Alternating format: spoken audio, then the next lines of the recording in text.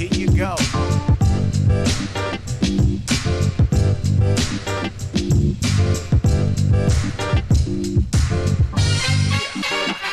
Yeah. 3. That's the nothing personal word of the day. It is Wednesday, October 11th, 10-11-2-3. 3 as in game 3. 2 game 3s. I'm watching the playoffs as they're developing, unraveling, thinking always what is happening inside front offices, inside the commissioner's office. They're not ready to sound the alarm yet, but they're getting damn close. Word comes out yesterday, ratings down 18%. People not watching, series ending in sweeps left and right. All 4 wildcard series, 2 and out. Sweeps. Possibility of sweeps in the division series. The possibility of an all-Texas League Championship Series. Despondency reigns. But there's a long way to go before the Astros and the Rangers are going to play each other. First, they have to win their series. Now, MLB for sure has rooting interests. They deny it, but they do. They were pretty explicit with me 20 years ago. We're coming on the 20-year anniversary, Coca. We are 2 weeks away from the 20-year anniversary of our clinching World Series game, October 25th, 2003. That'll be a fun day, a fun show. I think I'll wear the ring that day, just as a reminder. But it was very clear to us they wanted the Cubs and the Red Sox or the Yankees to win. Basically, Bud even said it. I get it. No problem. It's the same thing now. There is no way that the Diamondbacks don't realize that the Dodgers need to win that series. And the Diamondbacks are up 2-0, and they're playing today to try to sweep the Dodgers. There is no way that in Houston that you've got the Twins walking around saying, I think baseball really is interested in us winning this series. Of course not. It's important. The Astros are like villains. The Astros are comfort food in the postseason. We know the names. We know the players. Either you think of them like you did in 2017, or you just respect them for the dynasty that they are, and the lineup that they are, and the rotation that they are, and the bullpen that they are.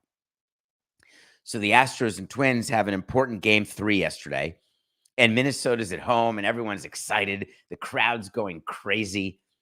When you host a home playoff game, and there were 2 yesterday, both one in Minnesota and one in Dallas, and it was their first time hosting this postseason, and you're so excited. You've got the bunting up, and you're preparing the pregame timeline.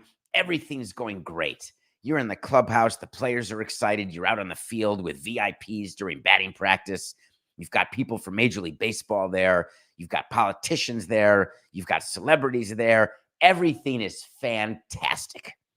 And then you give up runs in the top of the first inning. There is nothing worse, not one thing worse. We gave up runs in the top of the first, Coca. First ever game at Marlins Park against the Cardinals. And I remember clearly how I felt, that it was so negative and so disappointing. Even worse than losing that game was giving up runs that quickly. In Minnesota, they didn't even have a chance to sit down, and the Astros were winning.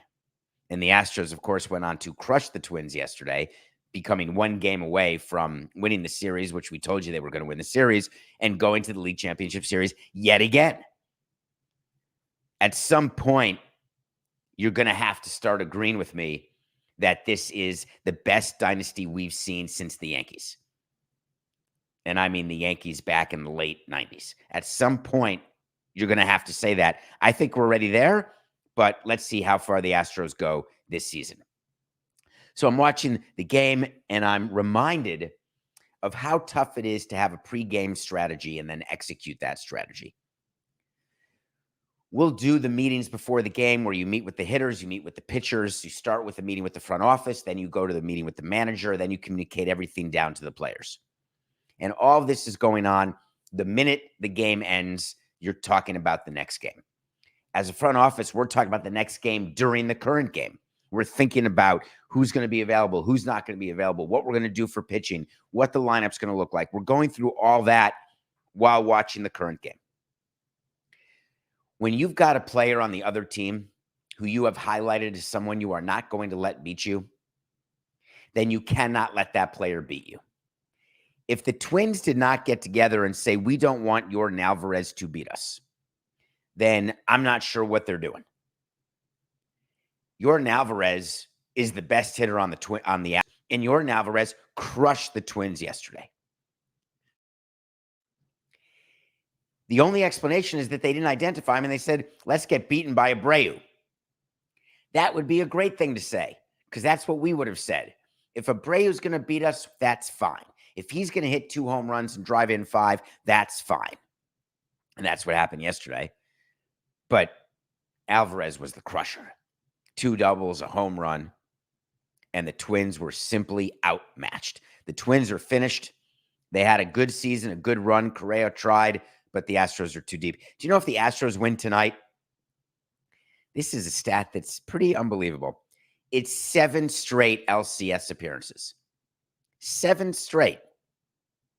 I don't think the Yankees even got to 7 straight, except back in the Mantle days when there wasn't even an LCS. So since, this is a great question for you, Coca, and I didn't ask you pre-show, and I'm sorry. Since the LCS started, which I assume is the modern era, 1969, has there ever been a team to go to 7 straight LCS?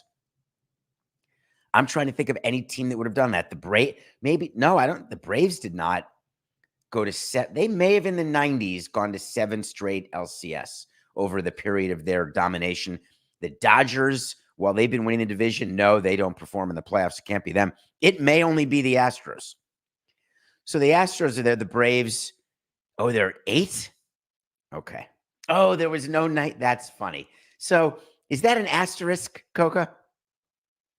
The Braves went to 8 straight LCS, but in 1994, there was no LCS because of the strike. So here's my take on that. The Braves win. The Braves are at 8 straight. That's better than the Astros. Because no one went to the LCS. There was no LCS. You can't say that the streak's over. It's not that another team took you down. So we're going to give that to the Braves. So then the game last night was the game that interested me on myriad levels. Let's start with the fact that it was important because I needed the Rangers to win because they were my pick of the day.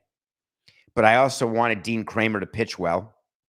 Dean Kramer from Team Israel trying to work through all of the distraction. He ended up having the worst start of his season. He only went 1 2/3 innings and the game was over before it started.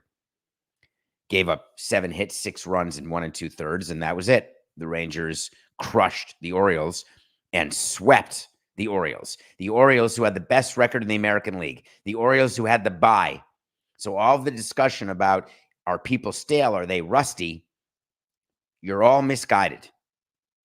The reason why the Rangers beat the Orioles is the Rangers are playing better than the Orioles going into the playoffs. The Rangers are on one of their hot streaks, and when they're on one of their hot streaks, they don't lose. And their manager, Bruce Bochy, doesn't like losing in the postseason. Bruce Bochy has now taken 3 teams to the LCS. Think about that. I think there's only 3 managers to do that. He took the Padres in 98. Obviously, he won World Series with the Giants, 3 of them. And now he comes to Texas and boom, they're in the league championship series. Playing a home playoff game, only 1 in front of their home fans, their first one. Would I have secretly been rooting for us not to win that game so then we could have game 4 and have a second home playoff game? Of course not, because now I'm guaranteed more playoff games in the league championship series against the hated, likely Houston Astros, which will be an amazing series if you're in Texas. But the thing about Dean Kramer's start in the Orioles season and why it has nothing to do with rust or time off or playoff format that they got swept, if you look at how the Orioles played toward the end of the season, when you look at the makeup of their lineup, great young players. They are going to be good next year again, maybe even a favorite to win the division, believe it or not, again. but they could not match what the Rangers have. And people forget it is the strangest thing, all of our memories, because I forgot. And then I was doing the work getting ready for the show, and I was reminded what the starting lineup was in Seattle at the All-Star game only 3 months ago. Do you remember that it was a home game for the Texas Rangers? I think 5 of their starters started the All-Star game. They have the most prolific offense in baseball. Now, we said, and I still maintain, the Braves lineup during the regular season was deeper and shockingly difficult to find an out in. A Braves-Rangers World Series would be something, wouldn't it? Those two lineups. But in the American League, it was never the Yankees. It was always the Rangers. And the Rangers, who are streaky, just show that they can out-hit anybody. And then when you have Eovaldi pitching well, you have Montgomery pitching well. If they get Scherzer back and they get Heaney or Dunning in a game 4, yikes. We're going to have to really examine what an Astros-Rangers LCS is going to look like. But it's going to be impressive. I can tell you that. So the reality of what MLB is facing is the Rangers-Orioles series is over. The Astros-Twins series could end tonight. The Braves-Phillies will not end tonight because it can't. They're tied at 1. And then you could have the Diamondbacks-Dodgers end tonight. So 3 out of the 4 division series could be done, and it's only Wednesday. And the LCS does not start until Sunday. Broadcasters, when they pay for postseason rights, you're not going to hear much about this. They're guaranteed a minimum number of games. And if you don't deliver those games, you have to do make goods. Sometimes there's even a provision in the contract where you have to extend the deal by a year. This is a nightmare for MLB. So we will see how it plays out, because the cynical side of me tells you that the Twins will win today and the Dodgers will win today. But those aren't necessarily my picks. Nothing personal. Pick of the day. We are 143 and 143. Coca, we're hot. HOTTT. We're back, baby. What a streaky. We're like the Rangers of our non-sponsored segment here for making our picks. But we have fought our way back to 500 after being a season low. I think we may have won 6 in a row right now. We've got 2 picks today. We won the Rangers over the Orioles. We won the Astros over the Twins. We're going with the Astros over the Twins again. Can you imagine having Urquidy as your 4th starter? Their rotation is deep. They don't want to have to go to a game 5 because they already know that Texas is in there. They want to rest and they want to reset their pitching just as badly, and as knowing that Texas is getting to reset theirs. So I got the Astros beating the Twins. Then we've got this amazing game 3 in Braves-Phillies, and everyone is going to be all over Nola. I would assume that the Braves are underdogs in this game because Philly and Citizens Bank, it's the greatest place to play. The Braves are a veteran team, and veteran teams love winning on the road. I've told you that I loved winning on the road more than I loved winning at home. The players do too. The real competitive red nose, what's the expression? Like when they put the eye black under their eye, and the people who are grinders, they love winning road games more than home games, because the power of making 40,000 people sit down and be quiet. You think Acuna, is there a bet that we can make, Coca, that you can find for the Braves to score in the 1st inning? I wonder, with Acuna leading off, I wonder whether or not it's plus money. It should be with Nola starting. I assume it's always plus money to score. But Coca, while I'm doing the pick of the day, if you can see if we can do a Braves to score in the 1st, I may want to add that as a little extra. But we're going to take the Braves over the Phillies. I still have the Braves as the better team and the Braves advancing. And to do that, they've got to win game 3. Not to say they can't win game 4, but I think they'd rather win game 3. So I want to go back to the Rangers Orioles just for a second, and I want to follow up on yesterday. I very much appreciated the opportunity to talk to you about what was going on in Israel, what was going on in the Gaza Strip. We spent a half hour. We're not going to spend a half hour today, but I want to follow up because a lot of people watched and listened to the show yesterday. If you didn't catch it, we opened the show by talking about baseball, and then we spent the close of the show talking about the conflict, the war in Israel and in Gaza, which is now mostly in Gaza. I wanted to talk about some of the reactions and ask you to think about how you reacted to yesterday's show if you listened, and how certain people reacted. Many, many people came in the DMs appreciative at David P. Samson, appreciative that I was willing to talk about it, where many of their sports podcasts, just there's no one talking about it. I don't want to be thanked for that. It's my responsibility, and I take it seriously. I did get a few people contacting me on two different sides, and I want to call them out, and I'm going to. I've got certain friends, acquaintances. I don't want to throw the word friend around. I actually don't like throwing that word friend around. I think people use that word way too much. I don't have many friends. I've got a lot of acquaintances. People say, oh, I've got 1,000 friends on Facebook. Really? Do you know that I can't even. The number of people you have on Facebook, they're not your friends. But I don't want to make anyone feel badly. So some acquaintances contacted me and were very disappointed that I was not harder on Palestinians and Hamas and explaining in a more grizzled, detailed way the atrocities that are going on and how this is completely one-sided in every way. And I responded that what is one-sided about it is the terrorist actions of Hamas. What's one-sided about it is what they're doing to women, children, babies. There is no other side.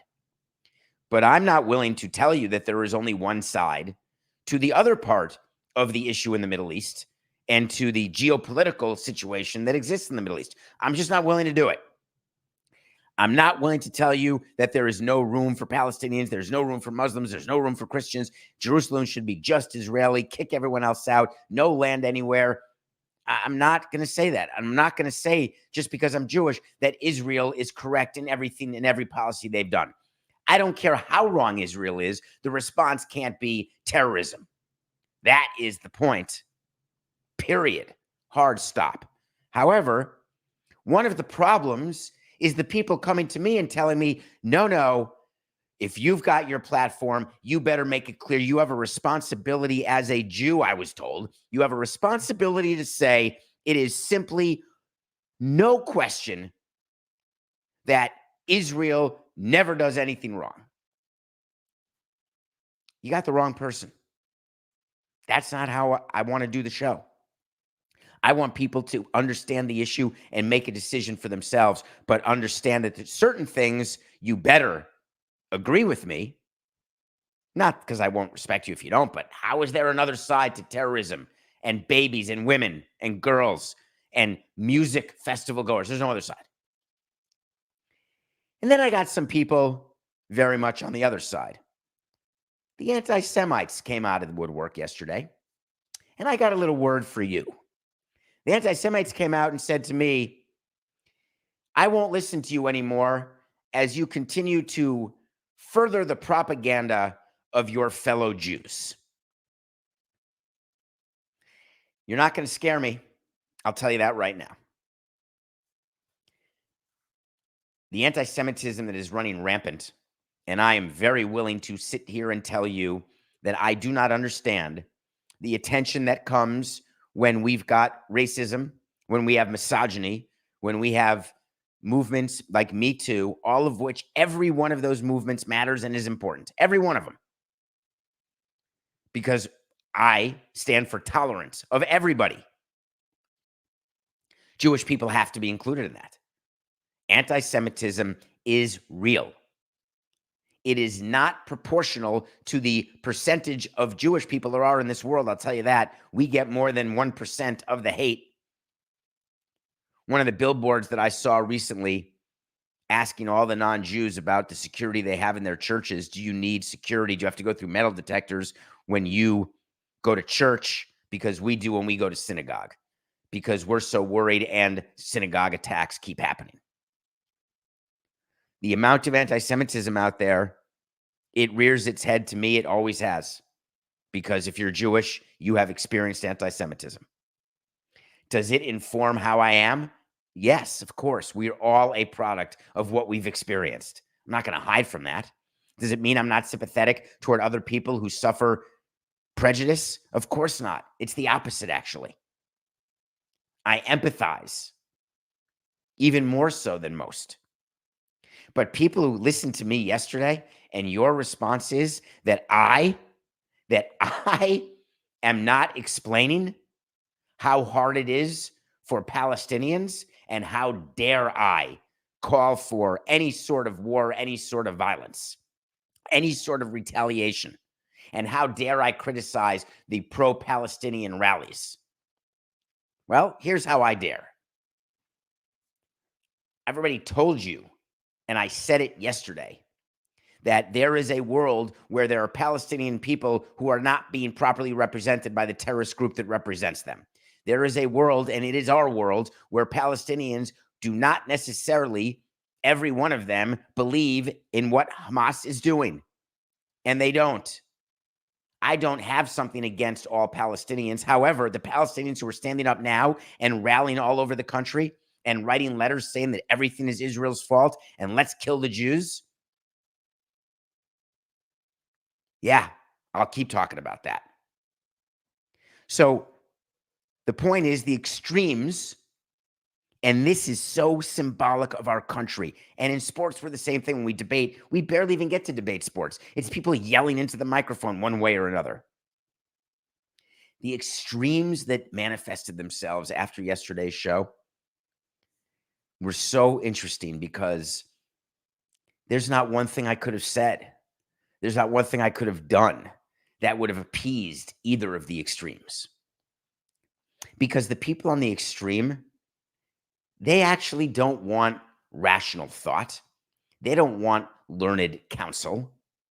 They simply want everyone who disagrees with them to stop existing. Well, I've got a message for all of you on the end of the shoehorn, all of you people on the extreme right, the extreme left. The centers are not going to go away. And frankly, we're the only hope you've got. I'm not stopping, Coca. I'll tell you that. Okay. Did you find out about if we can bet the first inning? I didn't hear you. Were you talking to me during that segment? In any case, let's take a break. When we come back, we're going to review a movie that you are going to love. And then I'm going to spend, we can? All right, what is it? You can bet on both teams. Oh, what you're saying is I can bet on a score in the first inning. So the over-under is like a half a run. Okay, so I have to go minus 120. We're going to add this as a bet, Coca, if you don't mind, please. Here's the bet. This is official, brought to you by, hello? I don't know who it's brought to you by. We're going to take the over a half a run in the first inning, and we have to lay 20% juice to do it. So it's minus 120 to win 100 that one of the Braves or Phillies will score in the first inning. Can you book that bet for me, Coca? On our Nothing Personal document. All right, we come back. We're going to review a great movie on Apple that I can't wait to talk to you about and introduce you to. And then we're going to talk about the fact that the hockey season opened, and we're going to shout out to our friend Barry Melrose. We'll be right back.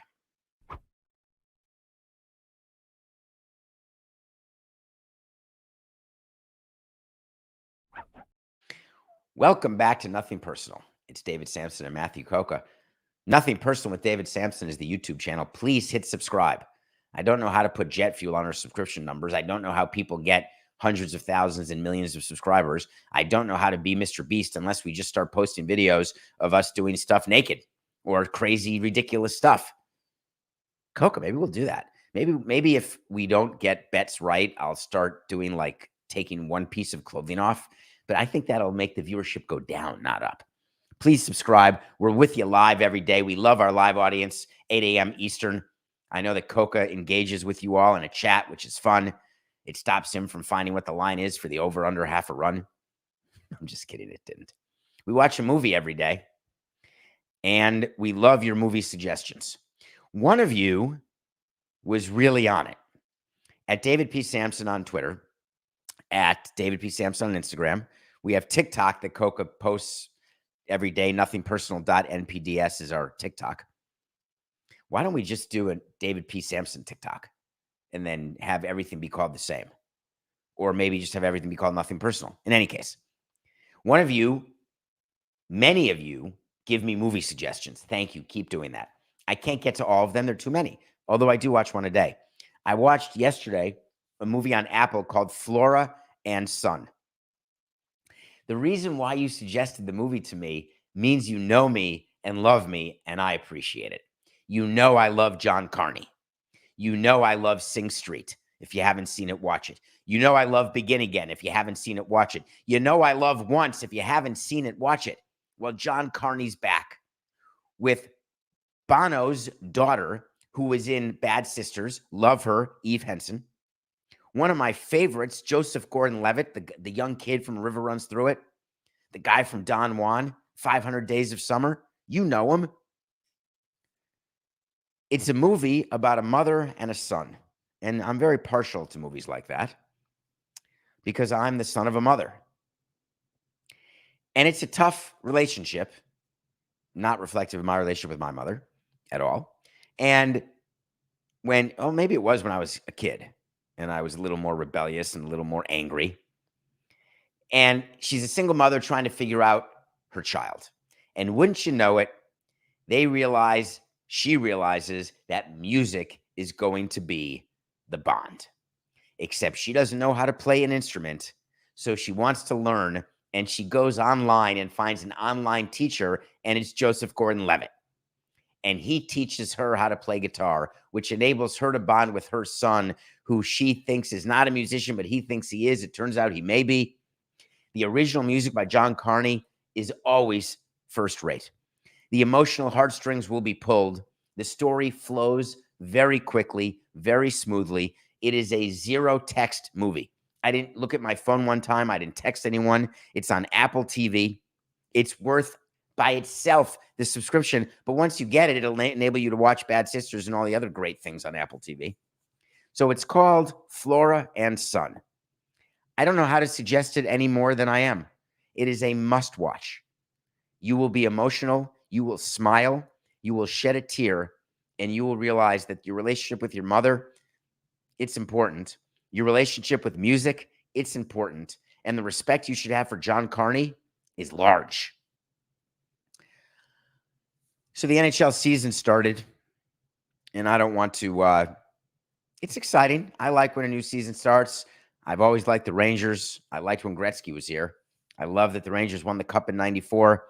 Going to a hockey game is one of my favorite things. The Panthers had a great run in Florida. If you don't remember, they went all the way to the Stanley Cup last year. It's exciting. The Vegas Golden Knights are the reigning Cup champions, if you don't remember that. And it's the start of another season. The Chicago Blackhawks have the best amateur player on their team. He's now a professional. They're thinking that Connor Bedard is going to be the difference. But the story that came out yesterday, two of them, what people were talking about was some off-the-field issues. Barry Melrose is a name that you may not know. Barry Melrose has been associated with hockey for as long as I can remember, as a player, as a coach, as a broadcaster. When Barry Melrose was on your screen, there was a level of comfort. When you heard his voice, it was like, for those of you in the Northeast and of a certain age, John Davidson. But you may not remember that. Barry Melrose retired right before the season started yesterday, out of nowhere. And he announced that he's retiring because of Parkinson's. And it got me thinking back to our 448 challenge, which was already 2 weeks ago or 3 weeks ago, where we raised all that money for my friend Brett Parker, who has Parkinson's, trying to find a cure for everybody, and how Barry Melrose needs a cure as well. He did it in a very public way. People tend to have different views of how they want to out themselves when they get Parkinson's. Some people want to hide it. It happens that way with cancer, actually. It happens that way with a lot of things. Some people just want to fight on their own. Some people want to fight with the love and support of many strangers. Some people want just the support of their inside inner sanctum. It's a very personal decision, and no one makes the wrong decision. Barry Melrose coming out and saying he has Parkinson's and explaining that he wants to be with his family. He said, literally, it's time to hang up my skates and focus on my health and my family, including my supportive wife, Cindy, and whatever comes next. And all I kept thinking is that we owe it to Barry and to all of the people who have Parkinson's, who are fighting that fight. And frankly, to everybody who's fighting every fight. There's no one disease that's greater. It's just you raise money for the one that impacts your family or impacts your best friend. It doesn't mean that another disease is not as important or worthy of support. It doesn't matter to me what you support. If you are inclined today to donate money to charity, and here's the thing about giving money to charity, it's the right thing to do. And it's not about the amount. I promise you can afford to give $5. And you're telling me, David, oh, you're just a privileged rich guy. I can't afford $5. I disagree. It's $5. And you can do it over the course of 5 months. It's $1 a month. I always would tell my kids when they got their allowance that they had to take part of their allowance and start giving to charity. And my kids give money to charity every year. They work. They earn money. Charity is so necessary, whatever the cause. So to Barry Melrose, I want people to donate to Michael J. Fox in your honor because I want there to be a cure, because I want you to be cured.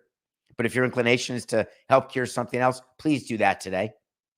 And know that it may not be you today, but it may be you tomorrow. Barry, please take care of yourself. And reach out if you want. Brett Parker's on the patient council at Michael J. Fox. He's been involved. He can talk to you about, Brett Parker spends a lot of time talking to celebrities, talking to strangers, talking to normal people who get Parkinson's at all ages. And going through it and speaking to someone who's gone through it, it makes a difference. So Barry, if anyone knows Barry, I don't know you, Barry, but feel free to reach out. I'm happy to connect you. Okay. Oh, I was so fascinated yesterday, Coca. All right, let me give you a background to this story. Mario Lemieux. You didn't think I'd mention his name, did you? We didn't rehearse that. We didn't even talk about it pre-show last night or this morning. Mario Lemieux was a player in the National Hockey League, and Mario Lemieux had a problem because his team owed him money and his team had no money. So Mario Lemieux negotiated and said, here's what I'm going to do. I'm going to own the team. So instead of being a creditor of the team, let me get shares of the team. So Mario Lemieux became an owner. And if you don't know that name, he was one of the best hockey players in the world for a very long time. And he segued from on ice to front office in a way that was by necessity more than by desire, though he likely argued after a fact that it was by desire. We then move on to the greatest player of all time, Michael Jordan, who, while he was playing, made it very clear that he's not interested in being the best basketball player of all time. He did that. He's not interested in having 6 rings. Did that. He wants to conquer the world. It started with him and his Nike deal, and he made it clear to David Stern during the course of his playing career that he was going to own a team. And the National Basketball Association was more than happy to have Michael Jordan own a team. And so many years ago, he bought the Charlotte Panthers. The Charlotte Bobcats became the Charlotte Hornets. After the Charlotte Hornets under George Shinn moved, it doesn't matter. Michael Jordan became an owner. Michael Jordan learned that being an owner, very difficult, except I can make a hell of a lot of money, but it's really hard to win. Mario Lemieux said being an owner can help me protect my assets.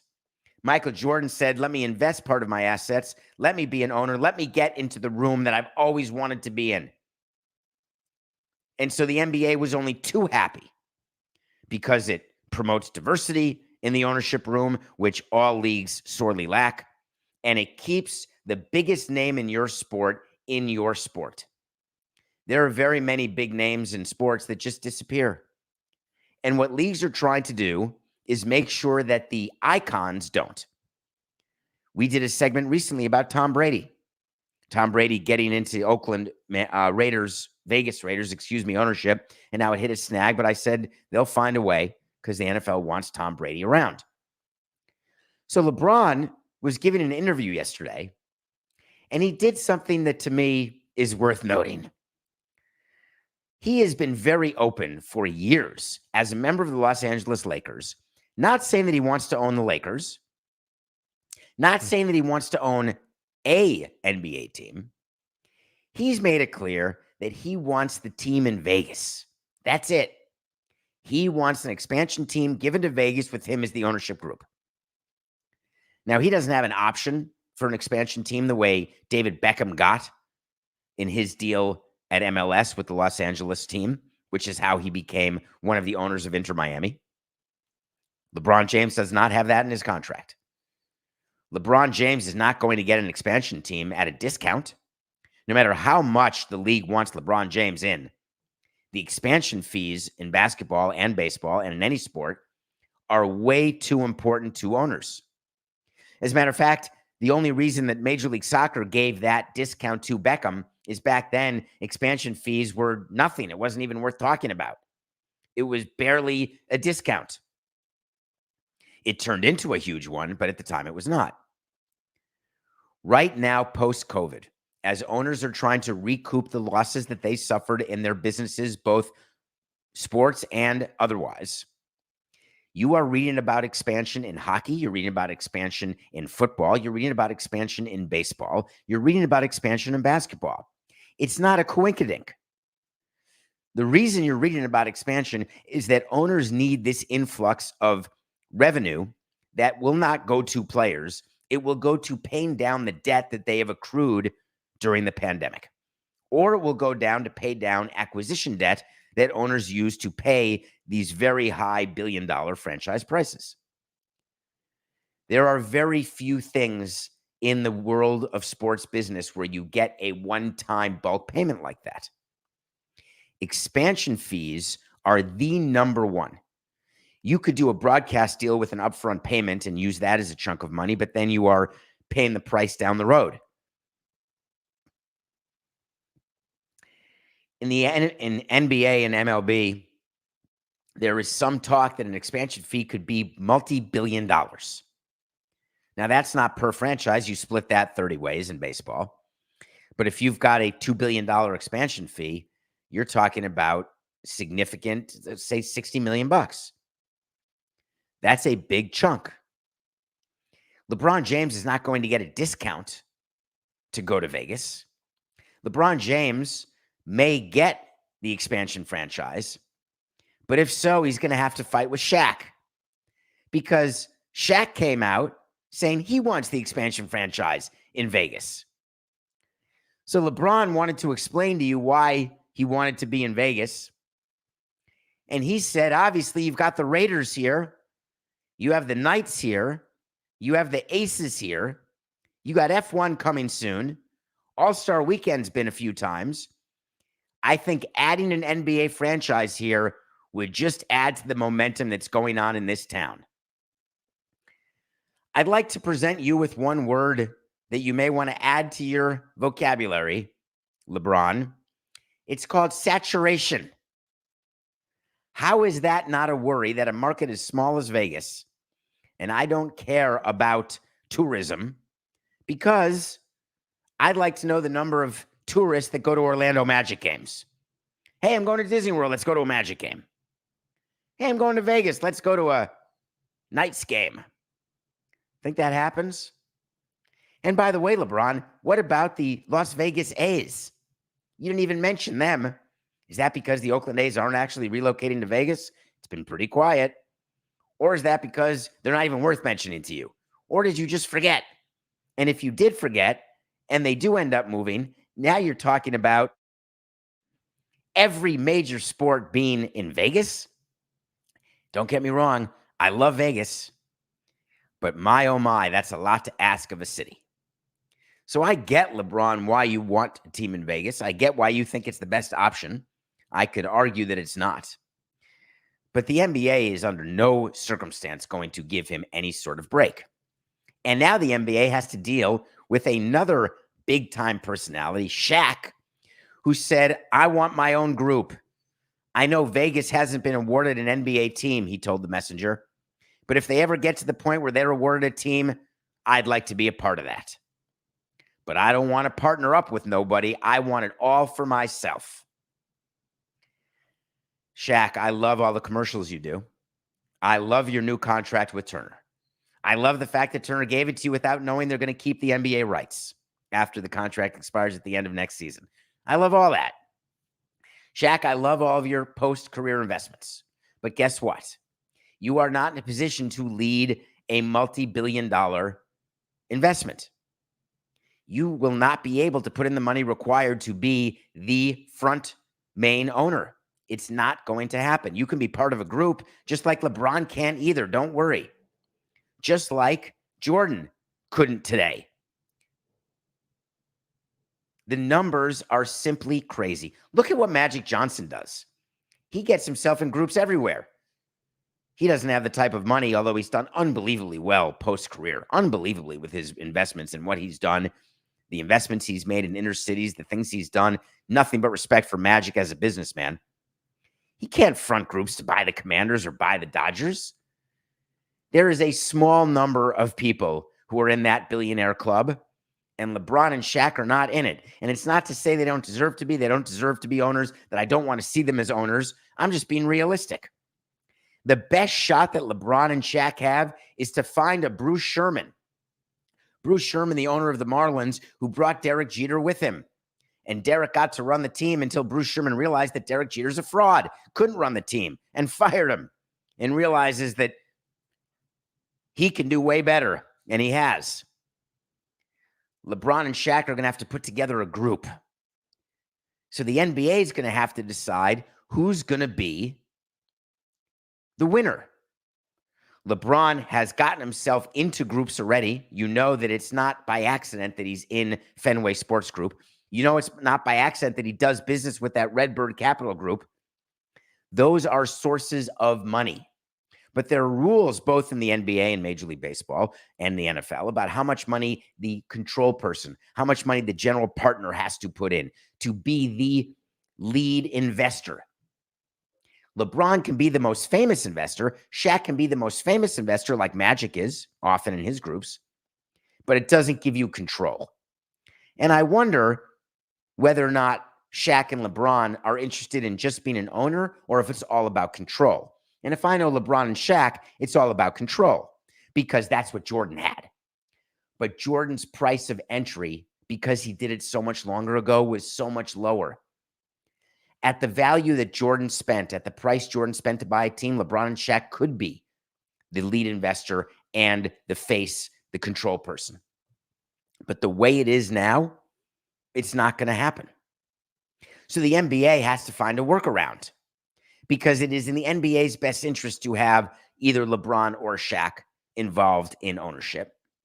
And so I think that you're going to see a group put together where they will allow LeBron to be the control person of a team, but he will not be able to invest the amount required, which means there's going to have to be some sort of rule change.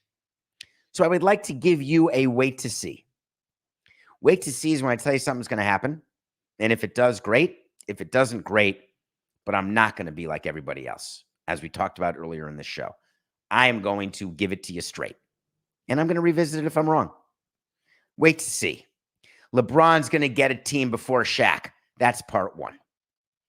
Part two is that the NBA is going to have to figure out some sort of rule change that will enable LeBron to be a control person because I do not believe LeBron wants to be a passive investor and a figurehead in any team that he is a part of. God, I don't know how you're going to summarize that, Coke, on a wait to see document. But that's the two-part of the wait to see. And the reason why the NBA must get this done, having LeBron involved in your game, critical. Because for the NBA, it's just business. We'll be back tomorrow. This is nothing personal.